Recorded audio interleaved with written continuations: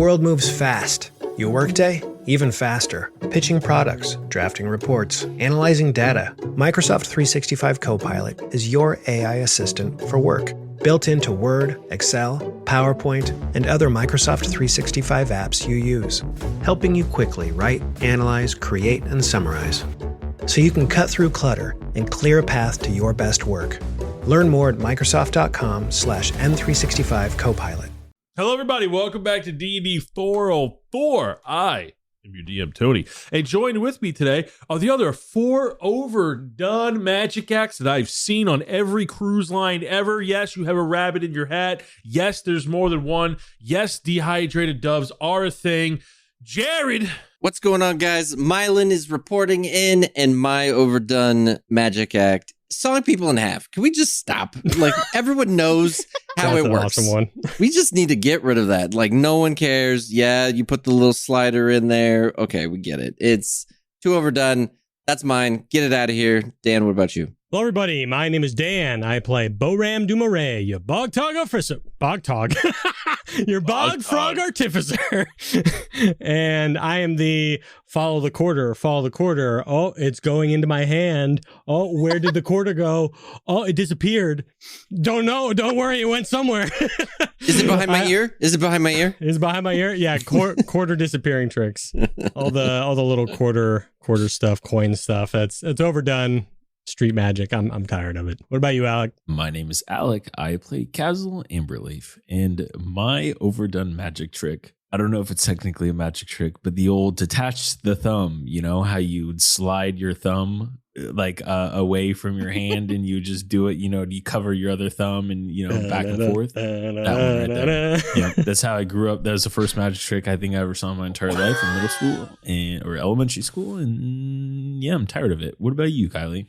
I'm Kyleigh. I play Vivien Charmant. My overdone magic trick is pick a card, any card. There's a kid at school who used to have a deck that would actually push out the card, and it had like a string on it. And he would always do it, but it would always break. So you just see a little puff of smoke on the side, and you can never get the card. How about you, Tony? Mine's PG-13, so I apologize in advance. But I really. Did you get this off of those VHS tapes? Moving on. It's the you know the little red fuzzy ball trick where they're like, put it in here. Now I have 2, and then you put it here. It's like, oh, how many do I have? And then it's a phallic thing. Mm-hmm. It's always like a wiener, right? What?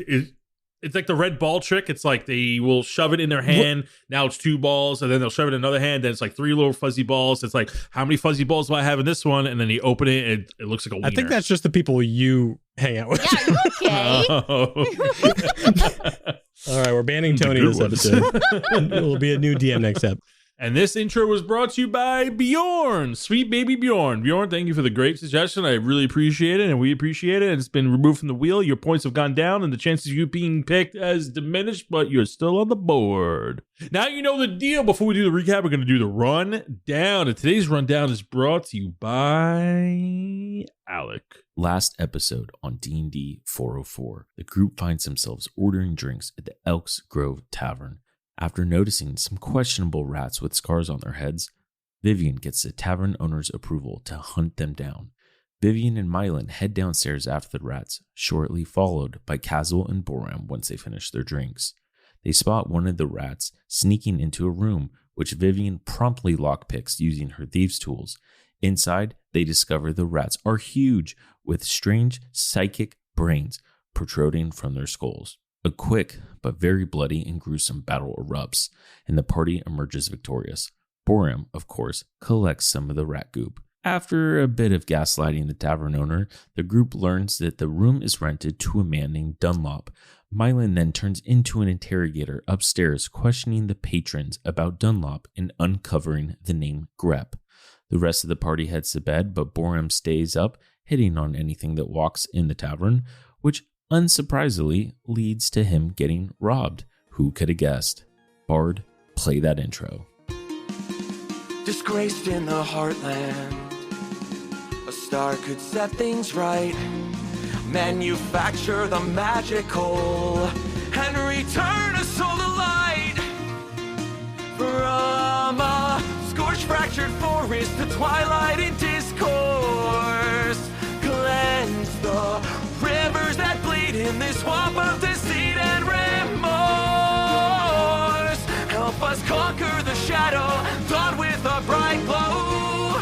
We'll find where we belong, but what will await us when all our secrets are gone?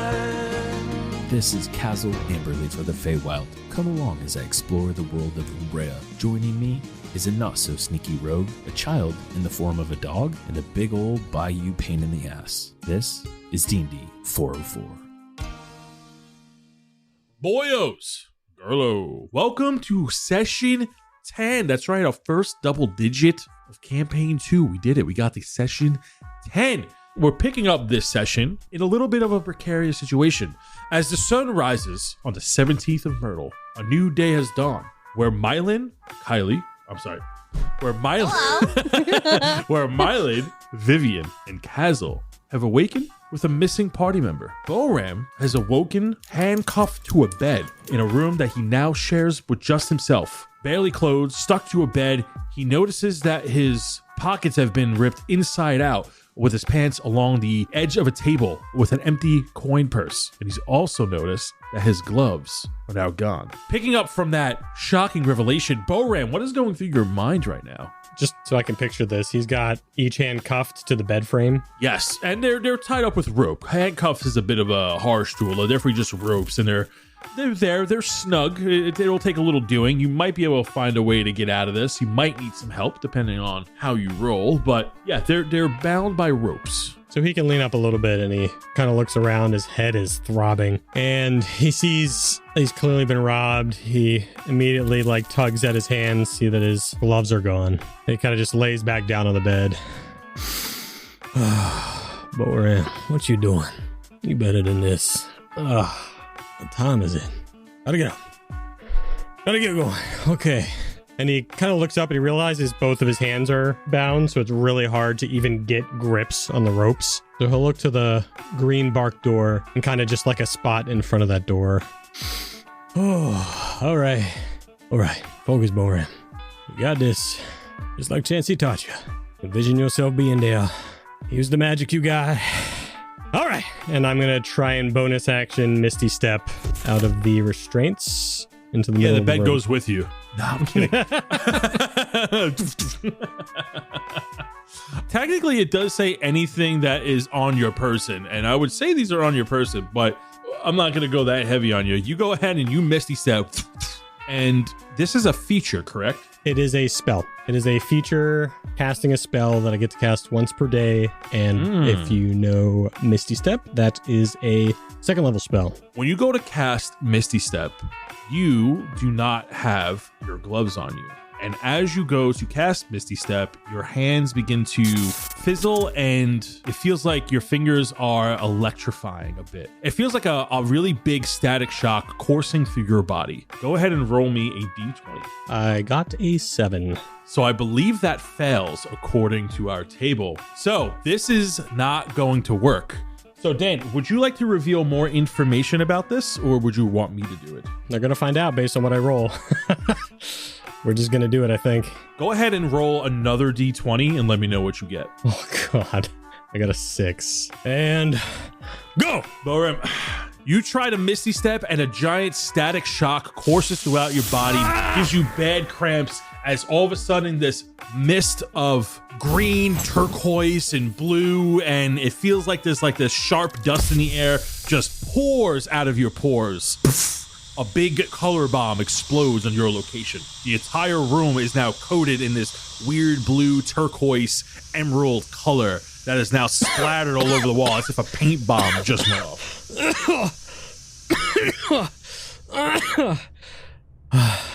All right.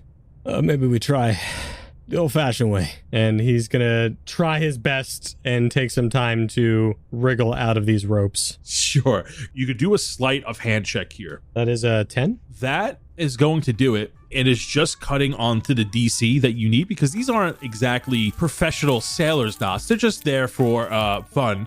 But you do remember that you're in this situation because you drank a little too heavily last night, and it was just enough to keep you in place, just so you can get robbed. While you're working your way out of those ropes, we're going to cut over to Kaz'il, Myelin, and Vivien, with the three of you waking up in your room, tending to your morning routines, wondering where Boram is. I would say Kaz'il's probably awake, and if he's not, outside, either like coming back in from like, working out or preparing for the morning, because he doesn't need a lot of sleep. So he's probably been up and about. He's definitely clocked that Boram is gone, but he knows how loose and free-willing I think Boram is. So I don't think he's kind of too worried about it yet. But knowing they do need to do things, if he doesn't show up soon, I think he might get a little bit worried. Vivien's gonna wake up. She fell asleep on the armoire with a book, so her leg is dangling off, and she has a book on her chest, and she just kind of jumps awake when Kaz'il enters the door and goes, "Oh, good morning." Good morning. How's it going? It's pretty lively down there, I think. It's not too bad. Oh, good. Where's Myelin? And I kind of just look around the room. Vivien points up. Above, you just hear. And he's just breathing very, very soundly as he's sleeping still. You got any idea how to wake him up? Yeah, and I bang my hand on the wall to try to get it to vibrate up the wall onto the rafter of where Myelin's sleeping. He quickly pries himself up, and he's scared cat, back arched, trying to look big, looking around, trying to figure out where he's at. And then he looks down. Some of us are trying to sleep up here. What? What's going on? Good morning, Myelin. Yeah, Myelin, it's the morning. We gotta get going. But it's so early. You can sleep in the car on the way home. Vivien's gonna prop herself up and start looking around. Okay, I see one face, and I see two face. Where's third face? You mean Boram? Mm-hmm. I haven't seen him. Did you see him when you were out, Kaz'il? I actually did not know. Oh, boy.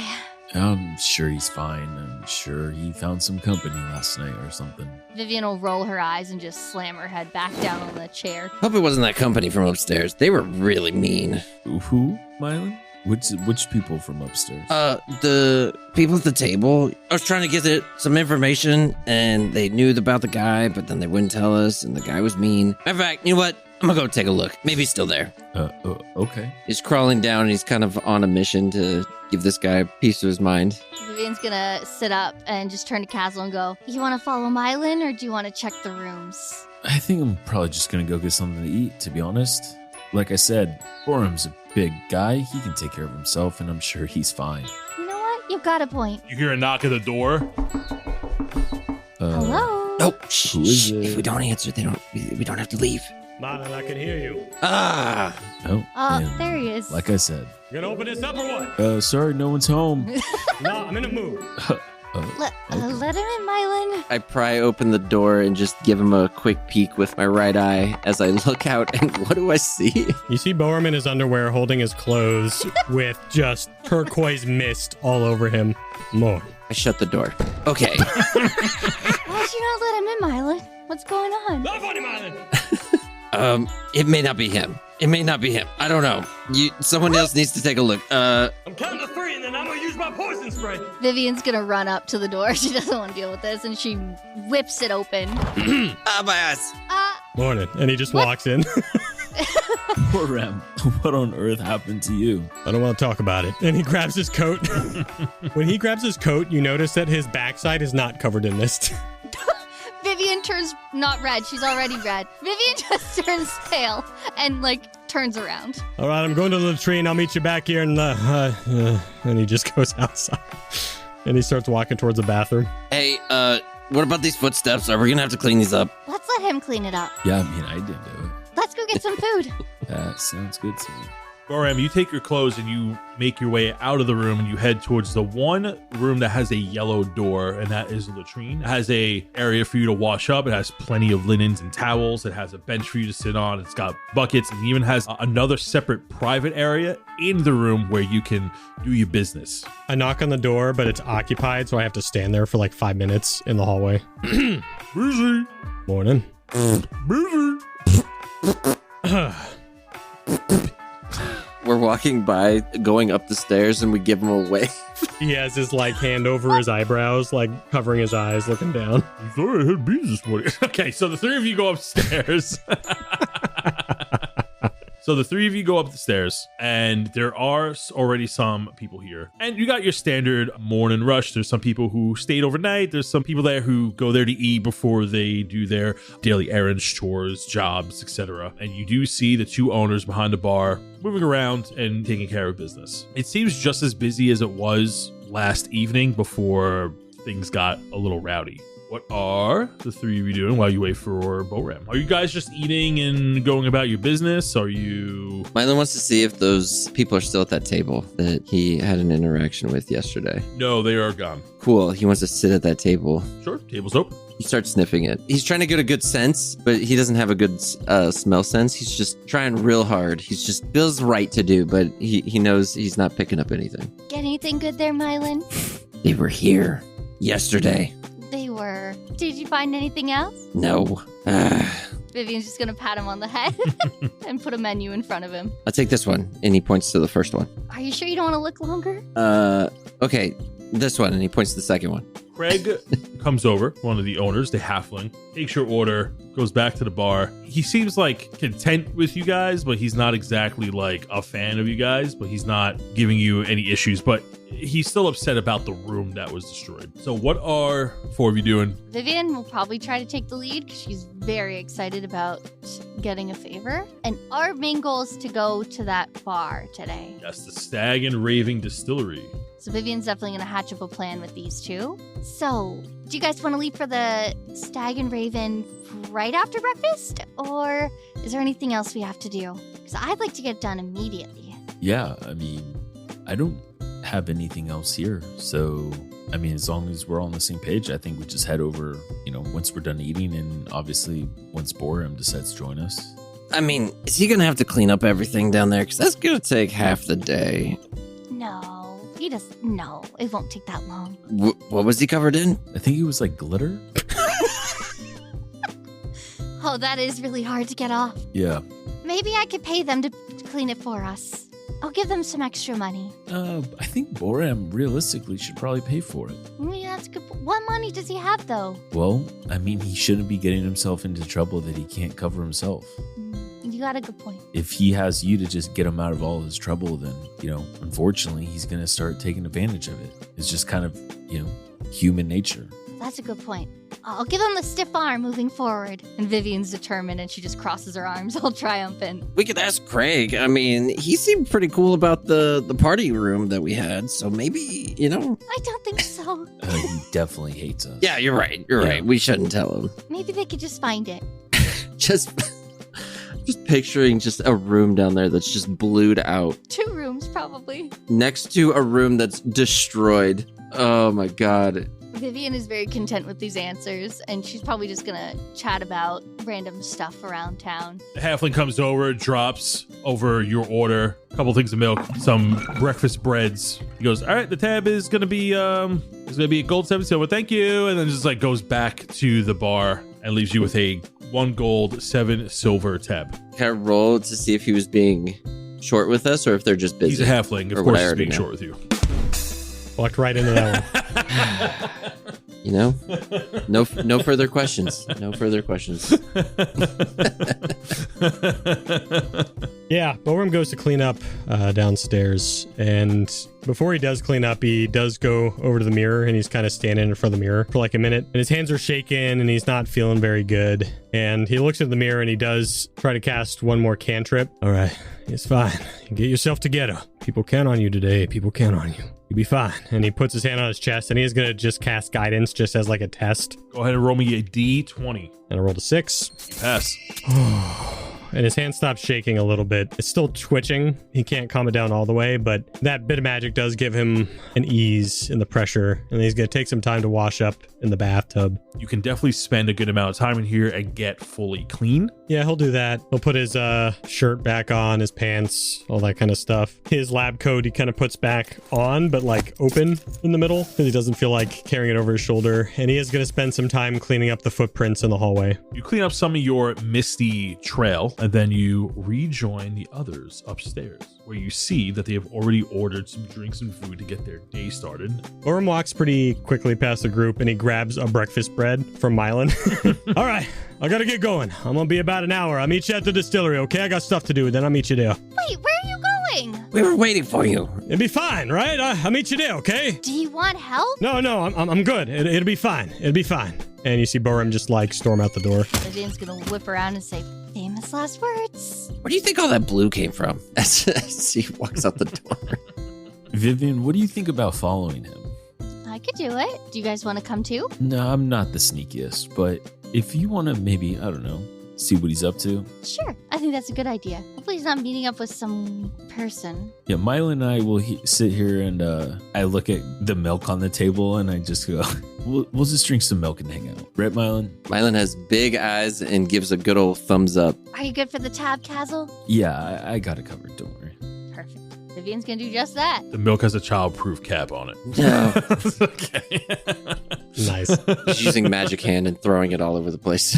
Good luck with him, Kaz'il. And Vivien's gonna start sliding out the door. So, Boram, you leave hastily through the entrance of the Elk's Grove. Where are you heading in this town? Boram is just walking fast through the town, and he's just heading to the guardhouse because he wants to report his gloves being stolen, see if he can figure out who this woman is, see if he can get it back in some way. Okay. He's not really paying much attention to his surroundings either. He's pretty Blasé about it. Yeah, or seeing red, you know? You begin to make your way throughout the town, and you kind of go to the southwest part of the town where the main entrance is. And you go up this nice grassy hill, and you notice that even though the sun is high in the sky, the town is pretty much shaded with all these beautiful trees that are just allowing these very beautiful ambient rays of sunlight to just peek through. And you can tell that not only is this a design choice by the town, but it's also a natural cover, like a natural defense to kind of hide the town within the forest itself. And it kind of does a pretty good job of doing that. You go ahead and you make your way southward as you are heading to one of the larger buildings, like a guardhouse, where you can make a formal complaint. Vivien, you are trying to follow him secretly, right? Yes, I am. Go ahead and make me a stealth check. 17. Boram, what is your temperament right now? Do you care if someone's following you? I don't know, maybe Boram would be checking around a little bit, but he's just focused on get to the guardhouse. Maybe there's a chance. He's caught in his thoughts more than looking around. Give me a perception check. It is a 7. You're kind of flustered. Your emotions are getting the better of you. You're looking around, and there are people walking throughout the city. It is not as dense as Boldaris by any means, and you're not bumping into anybody, but the streets are very narrow, so you do have to cross paths with people. And people are just kind of keep it to themselves. You mostly see halflings and elves here with the occasional human. So, as a matter of fact, you stick out more than, say, Vivien would, because you do pass a tiefling or two. And you make your way to the guardhouse. Before Boram goes into the building, and now Vivien probably sees this, you see he stops in front of the building, and his hands begin shaking again, very heavily. And he casts another cantrip on himself, and he casts guidance one more time just to try and calm himself down again. Sure, go ahead and roll me a d20. Let me know what you got. Got a 4. That passes. Okay, all right. Together. Get yourself together. And he walks in. You push through the doors, and sure enough, you don't see anybody waiting in there. There is a guard at the front desk, and he has a ledger in front of him. And you see that he has a spear leaning up against the wall just behind him. And he acknowledges your presence. He goes, "What can I do for you today?" Hi there. Name's Boram. Pleasure. Got robbed last night. Wanted to report it. Okay, what was stolen from you? I'm sorry, you find that funny? No, it's not funny. It's odd. It's an odd circumstance. Sorry, I'm just on edge. Listen, I got some gold taken from me and these gloves. And he takes out his journal and he flips to his page with the schematics of his gloves. And he shows him the exact schematics. Looks like this. It's leather. It's got a bit of gems on it, that kind of stuff, copper, and all sorts. Okay. You see that he's opening the ledger and he starts taking notes. He goes, do you have any recollection of what the perpetrator might look like? The thief? Yeah, I think so. And can I do a history check to try and recall what she looked like? Absolutely. That is a swampy 20. Ooh. So you remember what this person looks like. It is a human woman, red hair, has some light freckles, very thin frame, and she looks a little bit more rugged rather than clean and preppy. She definitely seemed like an adventuring type, although she was wearing more casual clothes, same attire as you were wearing. Like, she didn't look like she was ready to fight. She was relaxing and enjoying the bar as you were. And she's a bit flirty. She hangs out at the at the Elks Grove probably often. Elks Grove. Okay. That's where it happens. Sorry. He takes down your gloves and he's looking at the schematics, and you kind of get a sense that he's not really familiar, or he doesn't understand the importance. You get the sense that, hey, my gloves are stolen and I'm missing 36 gold. That's what you reported to him, right? Just to recap, you lost 10% of your gold. We assume that you only brought a small chunk of change, and that was what was stolen from you. He goes, well, it is an inconvenience, but I'm going to be honest with you, son. This isn't exactly a priority. However, we don't tolerate thieves in our town, but I feel like these items could easily be replaced. Now, I'm not saying we're not going to keep a lookout for it, but I mean, it's not that I can't replace him, but I need him today. Do you know where she is? You maybe know what she looks like. You know what she looks like, right? Do you know her? Kind of gives you like a look through his visor. Personally, no. We do see a lot of people come in and out, and well, to be frank, this would be, I'm not calling you petty, sir, but this would be a petty crime. No, I get it. I know what this is. It's a waste of time. Thank you. And he just walks out. You see, as you walk out, he kind of just like sighs, and it kind of is a waste of time. You hear like mumble under his breath, and he's like, shh. But it is reported. And then Boram storms out, and he's going to go over to the river and just like get his head straight for a little bit. You slip through one of the alleyways and you go to the river that cuts directly in between this town. And the river in this town is significant. It is said to be a direct stream from God's Inspiration.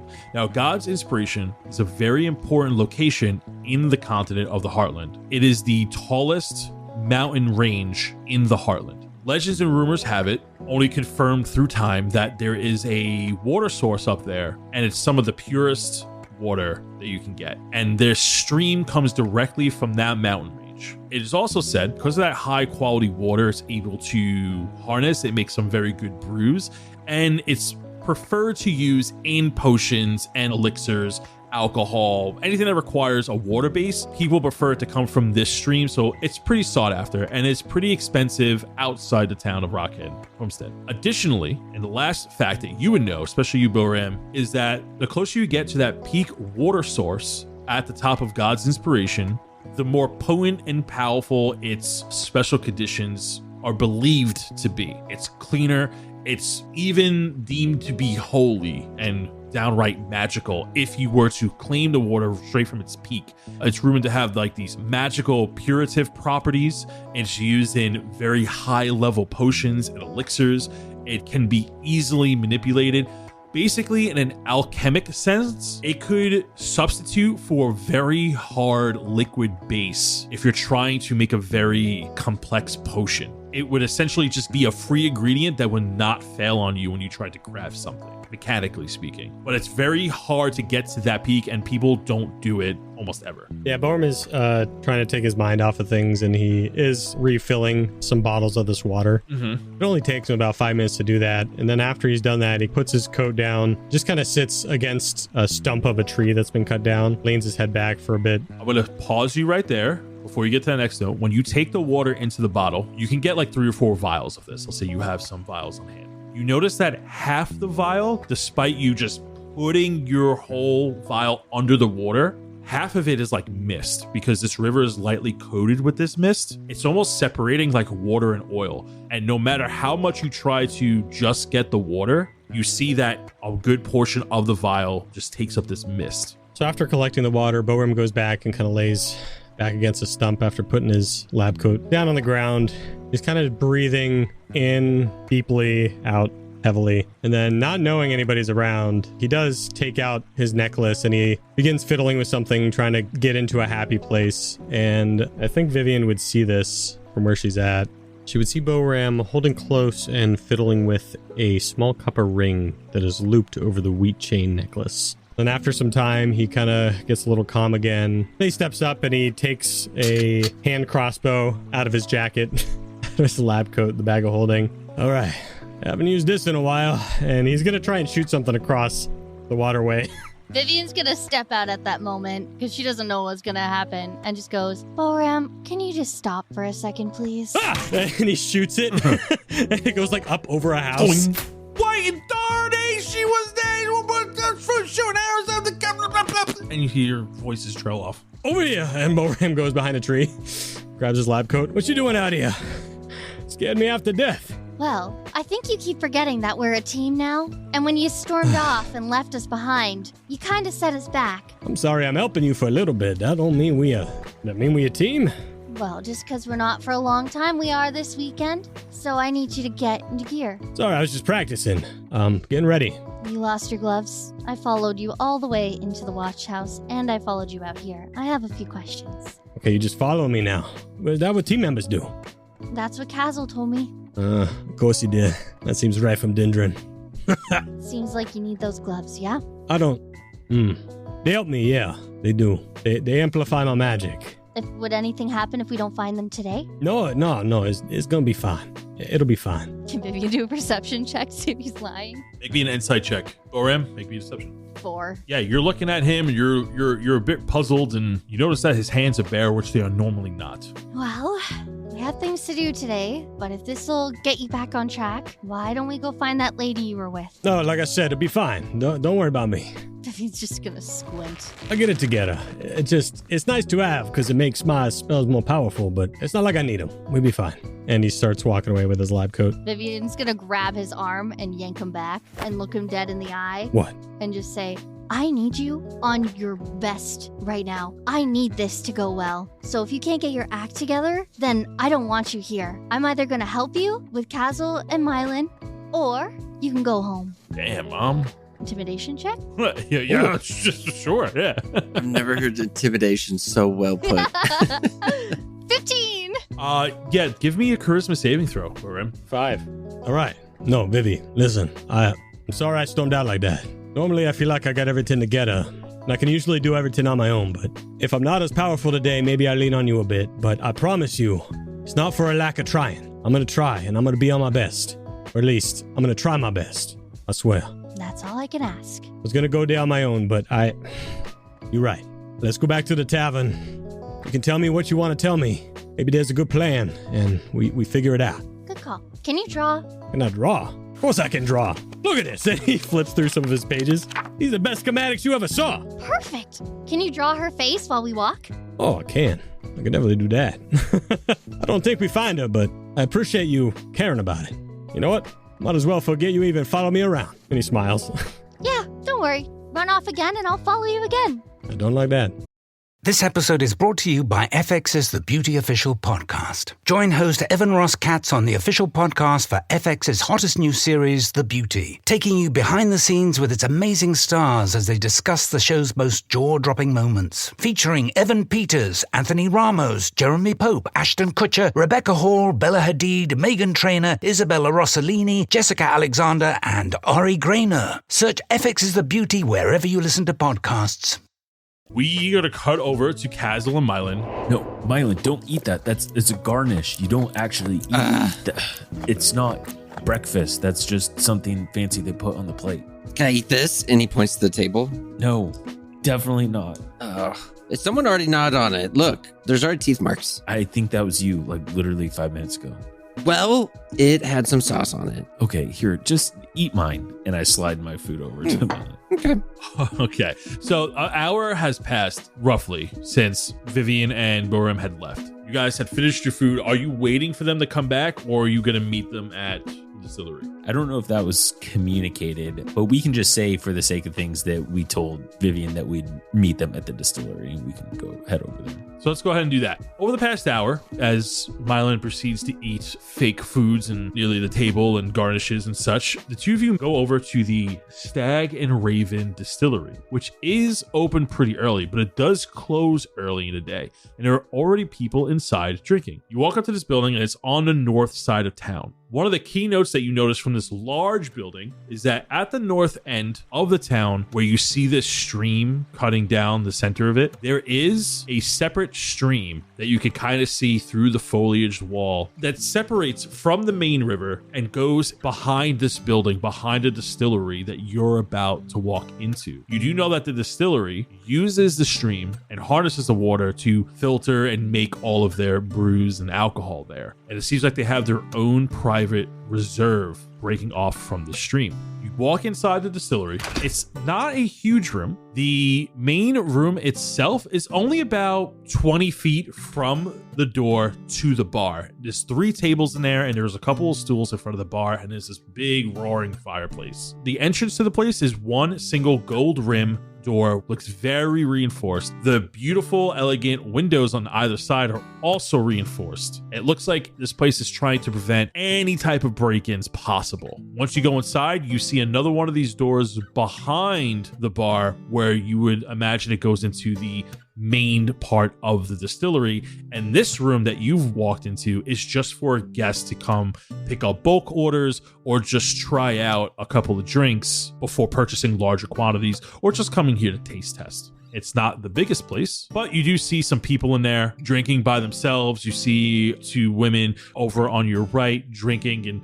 laughing to themselves. It looks like they're having a good time. And you see a human bartender just on the other side cleaning some mugs and looking like he's putting some flights of drinks together that he is about to serve. The place is very clean. The walls look very nice. You do see mounted head trophies along the walls of a stag and raven combo. I would like to just look around and see if we see Boram and Vivien. You do not, as you 2 are the first to come here. I'll just walk up to the counter and I'll just say, come on, Myelin, let's hang out while we wait for him, yeah? Okay. Barkeep, you mind if I get a flight? What are you feeling today? I don't mind at all. I don't mind at all. Oh, we do? Fancy elf. He looks at you and he looks at your armor. He goes, coming from the main city? I can't say. I'm not familiar with your house. And he's referring to the armor that you're wearing and where you have your court sigil on. Like he knows I'm from the Fae, or he's saying like he doesn't know and he thinks I'm from somewhere else? He's not sure where you're from. He knows that you're an elf and he knows that you're representing something, but he's not familiar with that symbol. So he's asking about it. Yeah, I'm actually from the fall court of the Feywild, and this is the symbol of Sahin. Oh, please, I mean no disrespect. I'm just not familiar with that realm. Seems like you traveled a long way, and I'm happy to serve you. Yeah, I came all the way to try your beer, so hopefully it's pretty good. Interesting.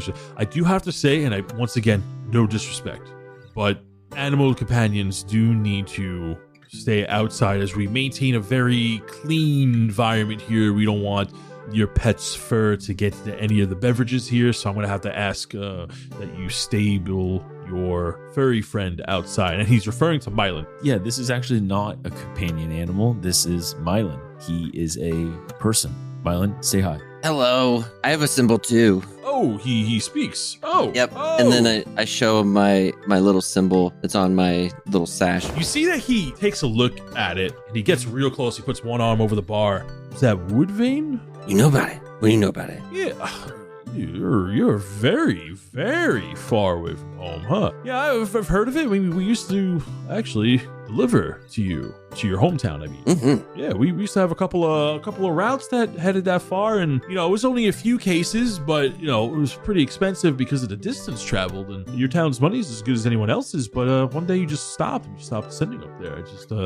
I just noticed that symbol from the letters and invoices that we used to get. It's strange. Yeah. Wait, is Myelin showing him like an actual symbol from where Myelin's from, or is he showing him like the eyeball stitching that's on his cloak? He does have a symbol on his sash. Oh, okay. Kaz'il definitely clocks this, as he doesn't think he's ever asked Myelin about it. So he's kind of just soaking that in, and he takes a mental note of that. So you guys actually went there? So how'd you guys get in? I've never personally visited. I mean, don't get me wrong, we established drop-off points. As a matter of fact, for towns that distance, normally we'd actually have a drop-off point where we would meet halfway, or the carriages would meet at a neighboring town and met at a agreed upon point. Like I said, I've never been there myself, but I do recognize that symbol. Wow. As an old customer, I'm sorry we've lost your business. I'm sure the owner is very upset about that. Yeah, but it's pretty cool that no one ever knows it. So awesome. And then he tries to ask about his drinks and see what he could maybe drink. We have several spirits here. We have a beautiful batch of Moonshade Black Rum that we just brewed this morning. We also have some Whisperroot Brandy, fresh. That's the 2 drinks we have today. That is the flight I am about to serve your friend here. Do you have anything non-alcoholic? And I just stare the guy blankly in the face. We have water. We don't really serve food or snacks here, but we do have ginger roots that we can share to cleanse the palate as you partake in drinks, so that you may get the full flavor of each drink. Yeah, let's do some ginger roots in a glass of water. Well, absolutely. You see he turns around very quickly, like he has the ginger roots on hand. This is a very common thing that is served with every drink. And he turns around, there's a pitcher of water with 2 glasses, puts them there, and then there's a nice dish of roots of ginger that you can take a bite out of to kind of cleanse your palate. For the first time in a while, something about food or drinks or anything like that hasn't really sparked Myelin's attention. And if you look at him currently, he's just kind of staring down at his badge and kind of stroking it. That's kind of on his chest as he kind of just sits quietly for the first time in a while. Here you go, Myelin. And I'll slide him the ginger roots in the water. Oh, thanks. So, Myelin, where did you say you were from? Your symbol? It's Woodbine? It's kind of far out there. Not many people know about it. It's, sometimes you gotta leave home and you can feel him like feeling a little awkward. He's kind of being a little shifty with his hands, and you can tell his palms are a little sweaty. He's kind of wiping them on his clothing. But anyway, so what do we got here? Ginger. I don't know if I've had ginger. What is this? Let me see. Just don't eat a lot. Just here. And I take my knife and I cut like a really small piece. He sticks his tongue out. I put it on the table. I don't feed him. Here you go. Now, what it's made to do, like the guy was saying, normally you eat it in between other foods, so then it kind of cleanses, your tongue, so you can get the full flavor of the other food that you're about to eat next. So I will say, on its own, it kind of sucks. I'm not going to lie. Bartender lays out 2 glasses, one with each drink, which is the Moonshade Black Rum and the Whisperroot Brandy. And they are smallish, medium-sized glasses. You can definitely tell these are meant to be tasted, not to drink heavily. But he gives you 2 of them, and each of those are served with 1 beetroot. And you also see that with the drinks, there's a small carafe of coffee beans, which is also used to cleanse your nose palate as well, in between each drink from when you go from one to the other. And at that moment, as Myelin tries the ginger, Boram and Vivien enter the distillery. Yeah, so pretty sure I was drugged. Yeah, that checks out. Well, hopefully we don't deal with that again for this trip. I can confirm to you that is not gonna happen again. I promise. Pinky swear? I do swear. I do. Woo, but I need a drink! Vivien's gonna open the door and walk in. How goes it? You just see Myelin all of a sudden just being like, what is this? What you got there? And I lean between Myelin and Kaz'il. Myelin, I told you not to eat that much. You're supposed to just nibble on it. That is strong. Vivien's gonna run over panicked. Okay, you just got some ginger. Oh. I prefer it pickled. And I sit next to Kaz'il. You see the bartender looks at you and greets you, Boram, and a tab is slid to you, Kaz'il. It is 7 gold. Jeez. Vivien's gonna look over and go, you get there, Kaz'il?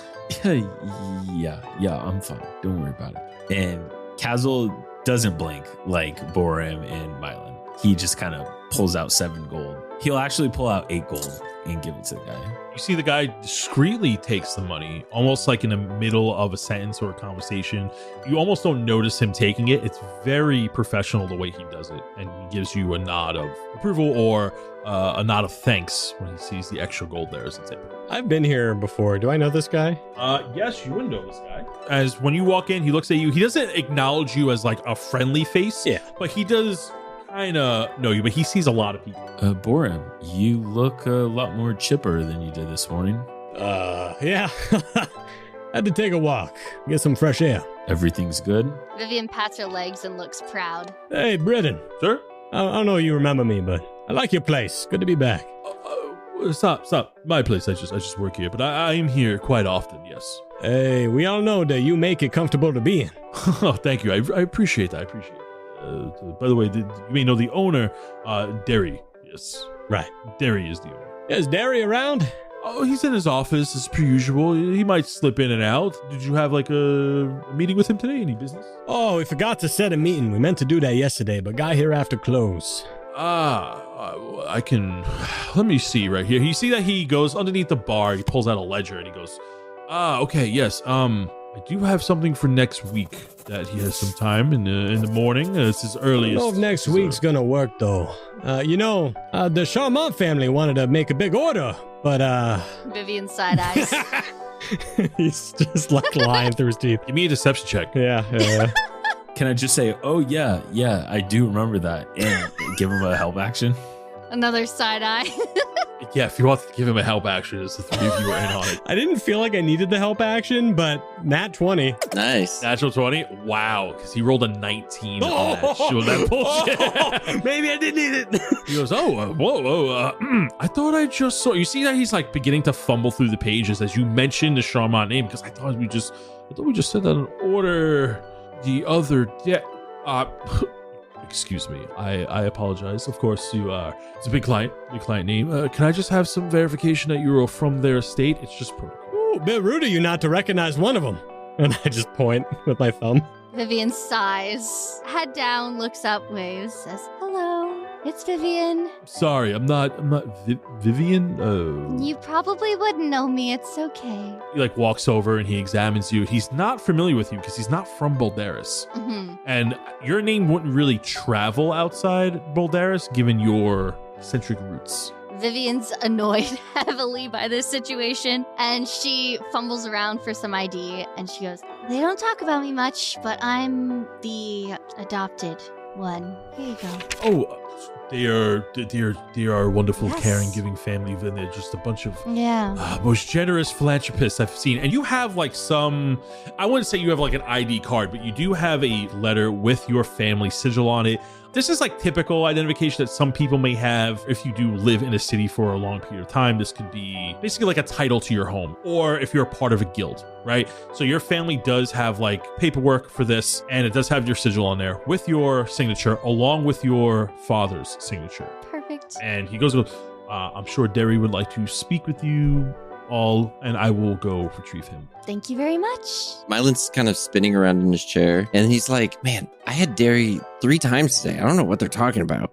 Anyways, and then he hears adopted, and he doesn't know what it means, so he doesn't want to interrupt the conversation. So he goes to the lady next to him and is like, "Hey, what's adopted mean?" Oh, sweetie. Hi. And you see that there's like a woman there that's just kind of like filling out paperwork. She actually looks like a worker of the place, and she's just swamped in all of these this paperwork that she's doing. She goes, you have a mother, right? At that point, Vivien's gonna come behind him, sighing. Oh, okay, yeah. She probably adopted you. Oh, and he goes back to fiddling with his badge and sweaty palms. You hear a loud thud behind the bar. Heavy thuds as if something's like landing or moving very slowly, like giant machinery of some kind. And the red door opens behind the bar. And you see that the bartender comes through, and you see a halfling comes through. And you also see, for a brief moment, the foot of like a very grassy hill giant in this large factory style distillery that you see it's carrying a heavy keg in the distance, but you only see like its knee down as it places a very large barrel of liquid, and the door closes. And it looks like they have this giant back there helping them create or craft something. And the door closes, be like, Mr. Lux, yes, these are the visitors I was telling you about from the Charmant estate. Says, "Oh yes, of course. A halfling comes over, pulls out a stool, jumps onto the stool, be like, gentlemen, ladies, gentlemen, how can we do? Name's Derry Lux. I can't say I'm familiar with you all." And he goes to reach and shake each one of your hands. Oh, his name is Derry. And he shakes his hand. I'm Myelin. I am Kaz'il. Myelin. Oh, you don't remember me? I tried to sell you my moonshine. Boram. Mr. DuMarais. Of course. No, we are not taking guest entries at this time, but I appreciate it. You like my sisters, though. Who wouldn't? Who wouldn't like your sisters? And he looks back at the bartender. He has like a confused face on. It looks back at you. Yes. So I believe I'm dealing with someone from the Charmant estate. Yes. I thought we just sent an order out. I guess this is more future business. Maybe we need to add a few more crates onto there. Vivien will raise her hand and go, hello. Hello. I don't believe we have ever met firsthand. Nope. No one usually does. I'm Vivien. If you'd like to see my paperwork, I could show you again too. Usually you hear about my siblings. I am the adopted Charmant. Of course. So please, what can Derry do for you of the Stag and Raven? Well, yeah, we were definitely looking to place an order, but I also had a few questions, because I have a friend of mine attending this event with us. I just wanted to ask her a few questions because she's very particular with her spirits. Of course. You know, we still have our rotation of brews that we are working with, but please, if you have any concerns or questions, I'll be happy to answer. Vivien's going to keep her eye out on the two bartenders, and she's going to ask, so my friend, and she whispers, Nuella, performer, she will be attending, and Vivien's trying to see how they react to this. I would love to know if you already know her favorite selection. I want to make sure it's perfect for her. I can't say I know Nuella on a personal level. I know she's a famous bard in Bodaris, a great entertainer. I only know by the large bulk orders that I send out to our clients. Could we maybe reorder the exact same thing, probably, that my father ordered just a few days ago for our big party? I think she'd like something from that. Okay, absolutely. While Vivien's fumbling, can she do a perception check on the two bartenders to see their reaction? Sure. Oh, shit. I got a 0. 0? They just look at each other and take it. So, of course. So, you have all the power, so we could absolutely fund another order. We could have it to you ready within 3 days. It's a modest shipment, but we have the supplies on hand. This is nothing out of the ordinary. Vivien's panicking and she goes, how about in advance? Like very advanced? Maybe months from now. Of course, yeah, we can place an order months from now. He takes out the ledger and be like, when would you like this? Vivien's gonna pull out her invitation and scan for the date on it. Oh, the 30th of Marpenonth, right? Yes. Yeah. He flips to the pages. We already have this in the books, actually. Oh. Yes, of course. This came in just a few days ago. Oh no. And Vivien panics internally. How about 3 days before? Bachelorette. Yeah. She's looking around like, help me.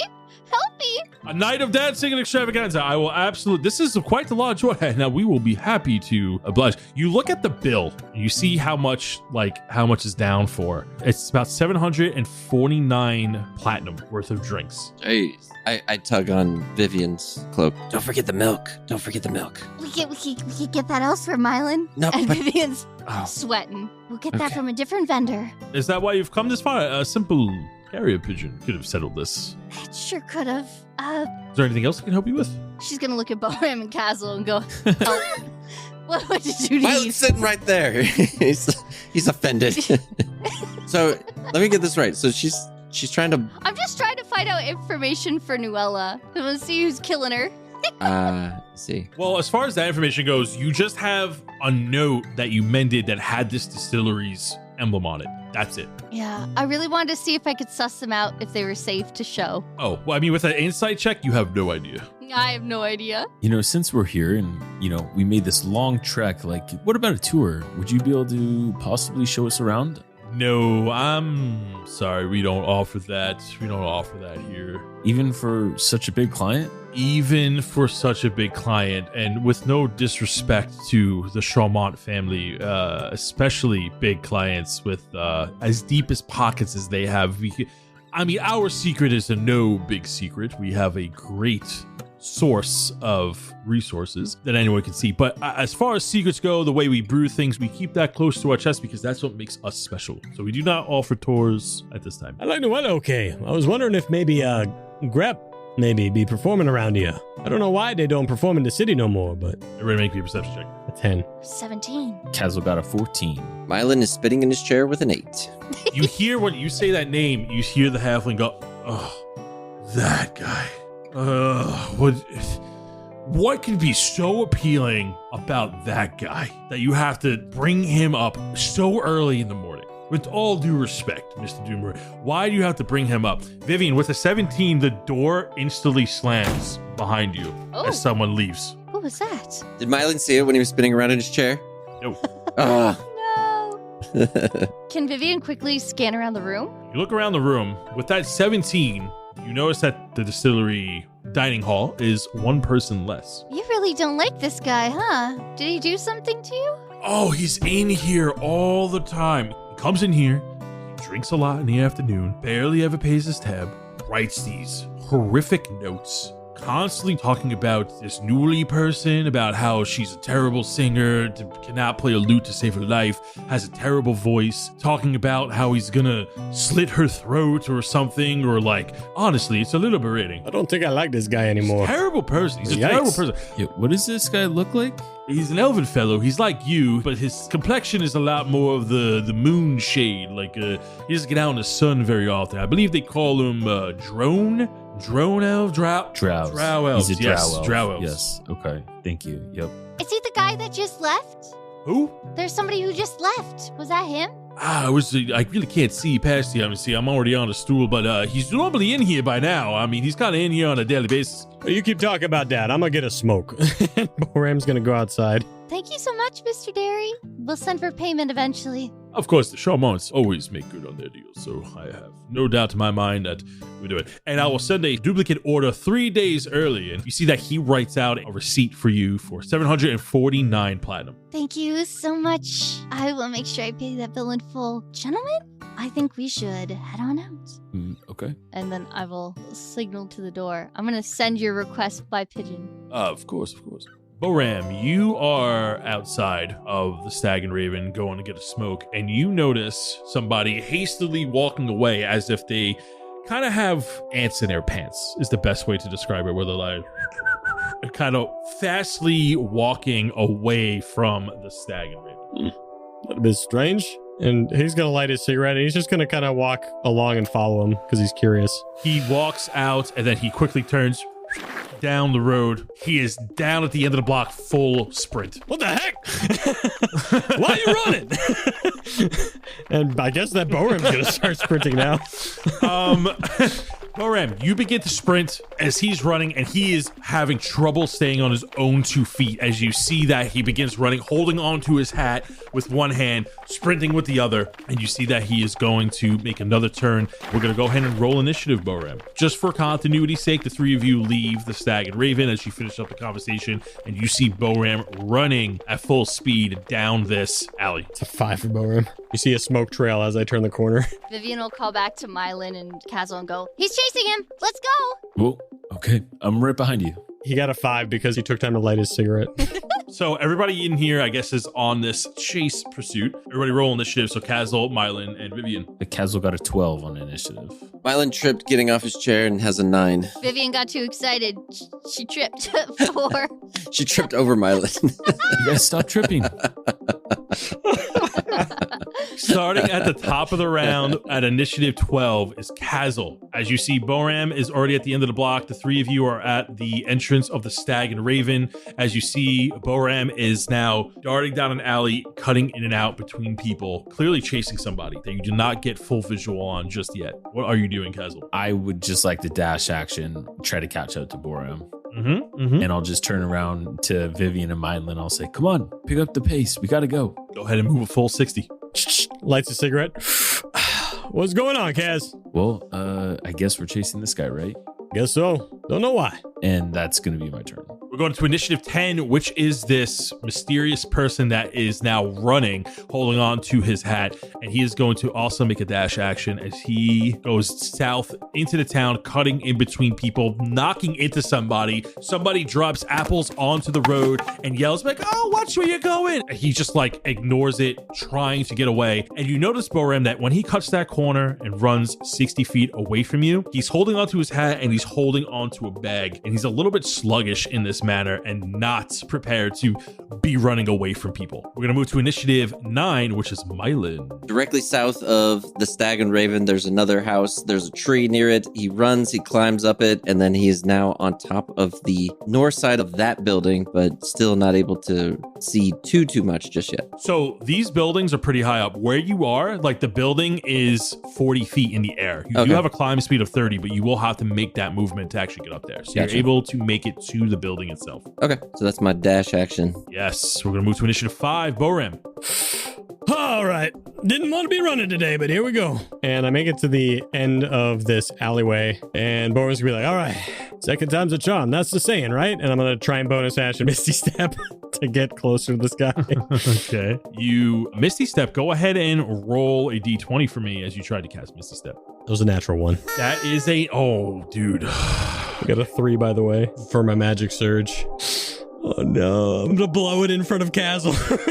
Kaz'il, you notice that there's a surge of electricity crackling outward to his hands and feet and head. He begins to glow for a moment and boom, gets blown back 30 feet towards your direction, back into the middle of the road. As you see that he has like these now explosion marks on him. His clothes are a little bit dirtied, as if something small and makeshift just blew up on him. And do I clock all this stuff about like the electricity like flowing through his body or whatever, or the what looks like electricity flowing through his body? Yes. It's very short glimpses, like very short bursts. It's not Home Alone where the guy's being electrified and you see his skeleton. You just see like small streaks of like magical zaps for like a brief moment before he goes poof. I yell up to Boram and I'm like, Boram, what was that? Don't worry about it right now. Go get him.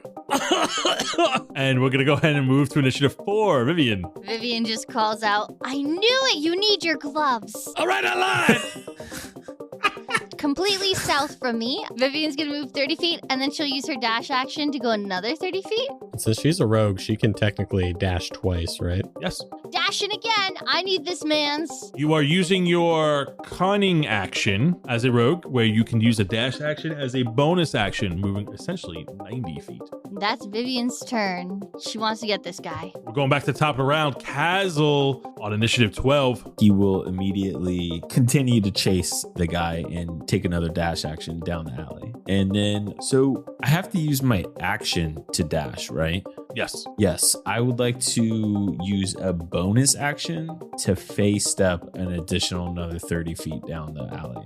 You are 30 feet closer to this moon-touched elf, this drow elf that is trying to hide himself. And you know he's drowned by how long his ears are. And they have like this dark gray complexion to them. And he is running pretty frantically. You are about 40 feet away from him from your current location, and you hear him huffing and puffing. We're going to move to initiative 10, which is this person you are following, and he is going to make a dash action as he now turns again. He turns. I wanted to yell something before it was my turn. Sure, absolutely. Stop. We just want to talk. You hear him go, no! He's just like frantically running away, trying not to trip over his own feet. On his turn, on initiative 10, he is going to make a dash action and move 60 feet. As you see, he begins to move off the main path and turn down the alleyway behind some houses. He is then going to use a bonus action and run another 30 feet himself. As you see, he begins to slip behind some houses onto some grass and trying to cut in between, trying to take a shortcut of some kind. Moving to initiative 9 is Myelin. Am I on the building, up on the ground? Where? You are on the ground. You would need to use a climb action to get on top of this building, which is about 40 feet above you. Okay, so he's gonna hit every tree he can, try to use all of his dash action to go all the way up the building, and then it makes it halfway across the roof, just above where Vivien is, on top of that building. I can see him at this point, correct? Yes, so on top of that building, you are looking out and you see this cloaked elven man now running through the alleys in between houses, just through the tree line. He's trying to cut through, and he's like holding his hat, he's holding his bag. You see that there's like some papers flying out of the bag, some scraps of some stuff. He's also holding like a bunch of equipment of some kind that he's like trying to protect as he runs. I shout out as loud as I can, he's over there, he's running south down the, and I kind of give as many directions as I can to Vivien, who's below me, and if the other guys are in the immediate area. Good job, Myelin! We go to initiative 5, Boram. Oh, man. Leave this to them, maybe. And I use half my movement to get up and then dash another 30 feet to get behind Kaz'il. How we doing, Kaz? Almost got him yet. This guy's fast. No kidding. That's all I got as I get up and dash. We move to initiative 4. Vivien. Vivien has just enough to get to him, but no action to do anything. So if I were to use my movement, dash, and then use my cunning action, dash again, could I like softball slide into his legs? No, you would not be able to do that. I love the thinking, though. So I can run and just stand there. You won't be able to get around him because he's kind of in an alleyway. You can get up to him and you can get a full description of him because he's there. But no, you would not be able to interact with him past that point because you're using your action and bonus action to catch up. Can I do my action, bonus action of dash, and then could I hide as my cunning action? Yes, you can. So you'll be using your cunning action to hide. Yeah. You move 30 feet and you go into hide. Give me a stealth check. 18. You see that he runs down the alleyway. And as you are hiding, you see that he's holding his things. You see that on him, he has a quiver of arrows and his arrows are like almost falling out and he's trying to keep them in. He has white hair, a sharp nose. You see that he's using his hat to try to cover his eyes to try to hide as many facial features as possible. His clothes are very raggedy, worn down. You could tell that this cloak was once very fancy, but very torn up. He looks almost homeless in a way, and his outfit does not match. His boots are clearly different colors. His pants are striped, and his jacket is a solid color. And you notice that the collar, that like one of the lapels that's peeking out, while the other one's like hastily shoveled under his coat, is like polka dotted. You see that he has a lute on his back, and he is holding this big burlap sack full of things that you're just not sure what's inside of him. With his other hand, he is holding his hat down as he's running away from you. As we move to initiative 12, Kaz'il. So I'm going to dash 60 feet and then bonus action another 30 feet. So I'm going to use my second phase step because I can do 2 of them a day. Cool. And I'm going to use another 30 feet to get right behind him.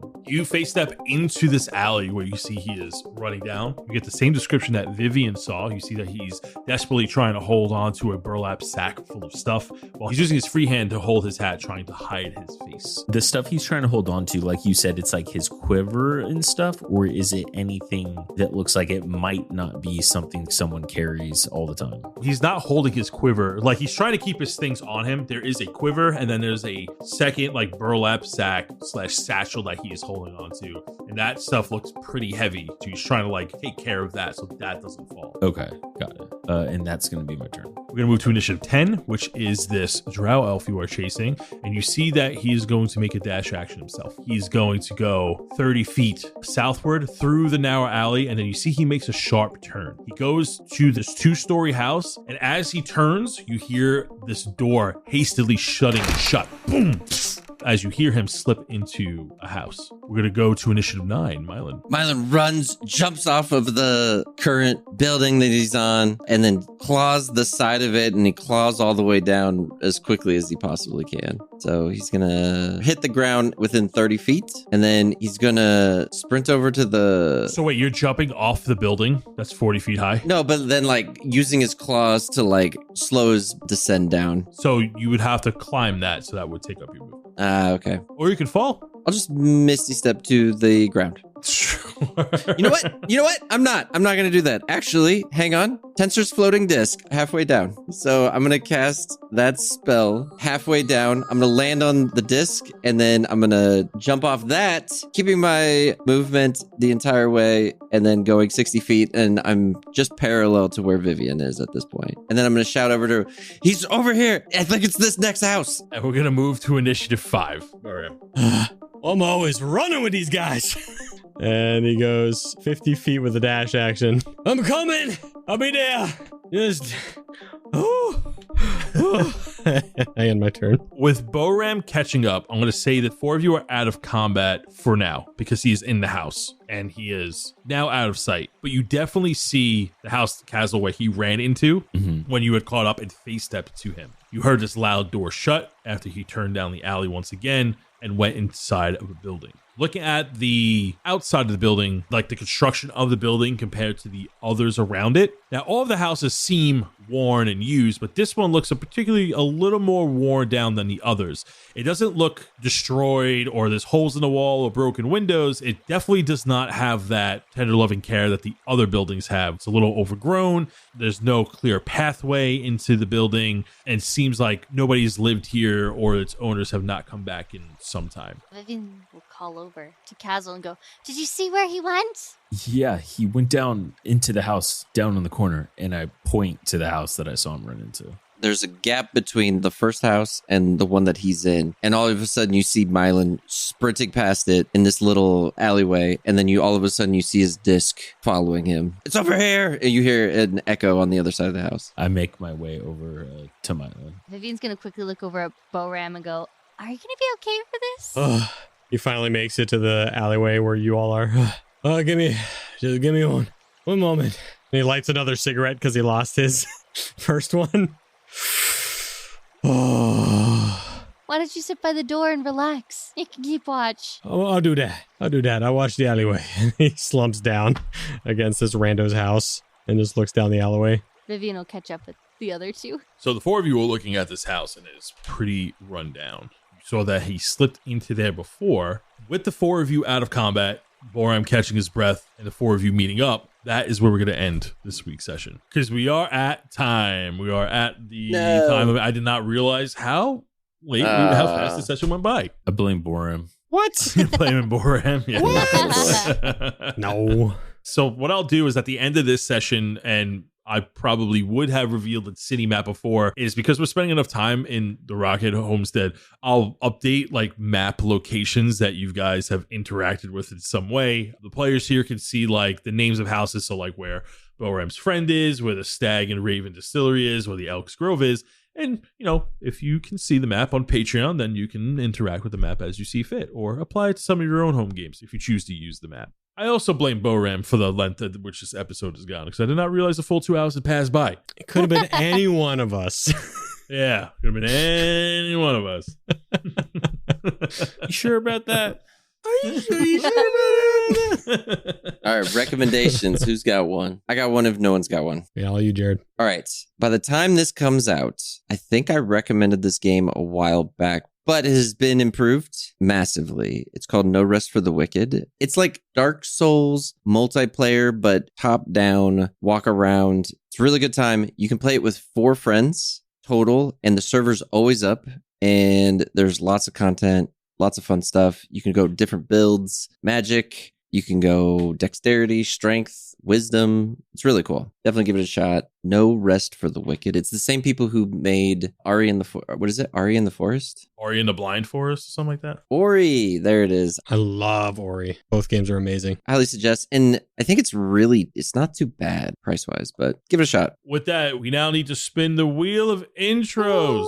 All right, let's spin that wheel. Come on. When's my turn? Not this time. Landed on Ren Grizzly. And their suggestion for an intro was, and joining with me today are my other 3 favorite childhood TV shows. So get those childhood TV shows ready. We've done something similar to this before, but that is fine. Because Kyleigh did not do it. Yeah. New campaign. All right, everybody give your most exploded goodbye. Oh my God. I'll see you later. See ya. Bye. Beneath the city, far below the cobblestone and the torchlight, there is a forgotten chamber carved into black stone. A single table dominates the room, scarred by blades, burn marks, and old deals gone wrong. The air hums a quiet power as a jagged crimson shard rests in the center, pulsing like a heartbeat. These are the Bloodshard Bandits, the ones that move the pieces before anyone realizes the game has started. Maps are unfurled here, coins slid across the table, and dangerous plans are spoken like casual conversation. No oaths are sworn here because everyone already knows the cost. If something's impossible and needs to happen, this is where it begins. Standing in the glow of the shard tonight, Artemis, the fighter, guardian of Kemijo, Julius Kendrick, the Dread. Lord de Rema, the highest of elves, master of the finest fineries this side of Umbrea. Sly, the rogue changeling. Knockmock, Novo's biggest competition. Brandy Woodburner, the wood elf with the wine. Gloric Nightbreaker, dwarven fighter. Leolani, the human. Just above the chamber, tucked beneath a reinforced door etched with runes, the Sigil College alumni continue their work. Scrolls floating midair as formulas are revised in chalk and ink. Arcane devices spark, fail, and then spark again as theories turn into something particular and dangerous. When magic needs to be understood, controlled, or slightly broken, they are the ones with the ink-stained hands and sleepless eyes. Among the alumni, you see Mongo, the Yeti giant with a heart of gold. Sir Geo, the retired knight turned monk. Punk, the rogue bard. David Lachance, the human. Chartreuse Vexshade, the gnome sorcerer. And scattered across the realm, answering the call when matters the most, are the Umbrea's heroes.